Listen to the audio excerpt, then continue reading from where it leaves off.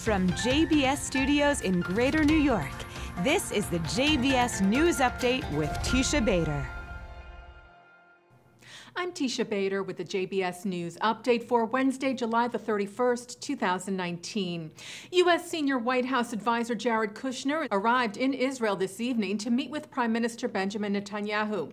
Kushner and his U.S. team, including U.S. Special Representative Jason Greenblatt, were in Amman, Jordan today for talks with King Abdullah II, who, according to the official Jordan news agency, called for a just, lasting, and comprehensive peace on the basis of a two-state solution that guarantees the establishment of an independent Palestinian state on the lines of June the 4th of 1967, with East Jerusalem as capital. Also, the king said, to live in peace and security alongside Israel, and would need to be in accordance with the Arab Peace Initiative and relevant international resolutions. The meetings taking place in the region are to further discuss the highly anticipated U.S. peace plan for Israel and the Palestinians, specifically the economic aspect for the Palestinians and other neighboring Arab states that was recently unveiled at the Bahrain conference. Meanwhile, Israeli newspaper Yediot Aharonot published a report that the U.S. administration will release the U.S. peace plan at a conference with Arab leaders at Camp David before the September 17th Israeli elections. Yediot said President Trump would outline the plan in general at the gathering, and that invites to the summit are being delivered to the Arab leaders during this current Mideast trip by Kushner and the U.S. delegation. There has been no confirmation of such a conference or of the report, and the Times of Israel reports that an unnamed senior White House official told them no summit has currently been planned, and that the U.S. delegation now in the region would discuss many potential next steps with the president when they return to Washington. Israel's ambassador to the U.S., David Friedman, was asked about the U.S. peace plan and the possibility of a Palestinian state in a CNN interview yesterday with Christiane Amanpour.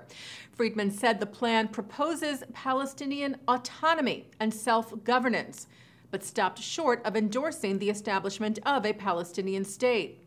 We believe in Palestinian autonomy. We believe in Palestinian civilian self-governance. We believe that that autonomy should be extended up until the point where it interferes with Israeli security. Israeli Prime Minister Benjamin Netanyahu introduced to his cabinet the unusual request for 700 building permits for Palestinians in Israeli-controlled Area C of the West Ridge, commonly known as the West Bank, which the Security Cabinet approved yesterday. The Palestinians responded that they do not need Israel's permission to build on their land. The cabinet also approved, at the prime minister's request, 6,000 permits for homes in neighboring Jewish settlements.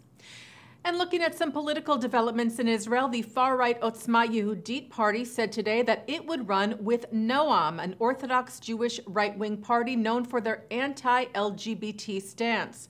The two parties said they will run as a technical bloc, with Otzma's Itamar ben Gvir at the helm.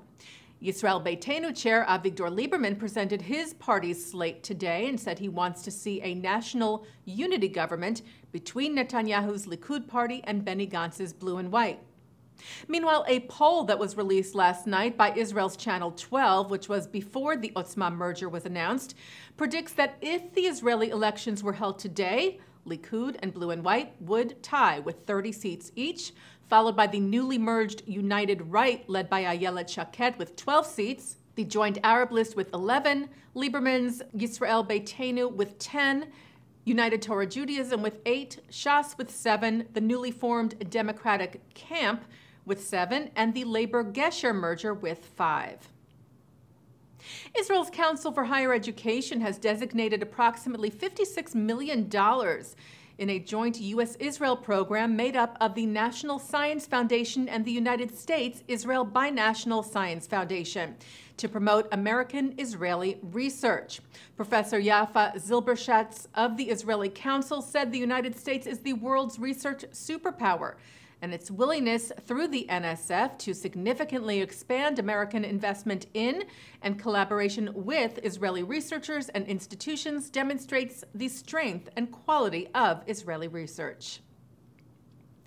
Facebook COO Sheryl Sandberg arrives in Israel next month to inaugurate Playground, a new space for startups and businesses in Tel Aviv, as we reported to you earlier this month. And Israeli business daily Columnist reports that Sandberg will also hold a networking meeting of her nonprofit Lean In while in the city, which helps empower women around the world. That is expected to take place on August the 14th. Well, longtime Jewish and kosher brand Manischewitz is selling all of its kosher food business to Kenover Marketing Corporation. Kenover is part of Keiko, which also includes Kedem Foods. Manishewitz's Season brand will reportedly not be part of the sale. The B. Manischewitz Company, LLC, was founded by Rabbi Dov Ber Manischewitz in 1888 in Cincinnati.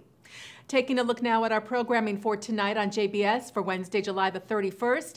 At 7 o'clock, it's a look at the role of the Vatican during the Holocaust. At 8, Rabbi Steve Greenberg, the first openly gay Orthodox rabbi, discusses the importance of Jewish inclusion of all in the Jewish community. At 9 o'clock, Mark Golub sits down with Tyler Gregory, who discusses his work as executive director of A Wider Bridge, a North American organization working to create equality in Israel by expanding LGBTQ inclusion in Israel and equality for all Israelis. At 10, it's a look at the Israel LGBTQ community's fight for acceptance. And coming up right after this newscast, it's Thinking Out Loud with Micah Halpern. And that's the JBS News Update for Wednesday, July the 31st, 2019. I'm Teisha Bader.